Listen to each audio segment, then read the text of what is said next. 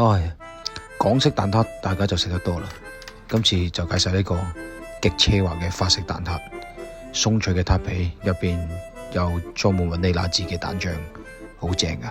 餅皮大致上會分兩款，一款係曲奇皮，一款係酥皮，兩隻都好食。但係我用無糖嘅曲奇皮，因為酥皮整出嚟隔咗夜會好韌，就唔好保存噶啦。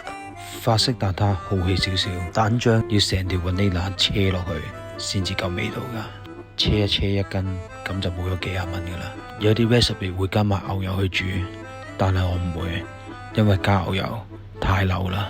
食譜入邊我仲會加多少少攞雲呢拿浸過嘅 rum 酒，再用 blender blend 滑佢，增加佢個香味，同埋可以去呢個蛋腥。出咗嚟嘅撻皮要搽翻層蛋漿，仲有個防潮嘅作用。跟住個底部要有鹹香嘅焦糖果仁，蛋漿裝到90滿，再焗到佢燶燶地，咁就可以出爐噶啦。有啲做法就唔會焗到咁燶嘅，不過有得揀，梗係燶啲好食啲啦。一切開，中間半流心狀態，雪凍佢嚟食，好似食緊軟雪糕咁，每一啖都係雲呢拿果仁同埋錢嘅味道。呢個就係法式奢華蛋撻啦。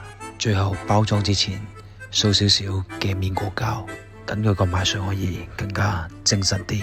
最後擺翻落個盒仔度，無論係攞嚟送禮定係攞出街賣，成件事都已經好高級噶啦。今次分享到呢度先，下次再講，拜。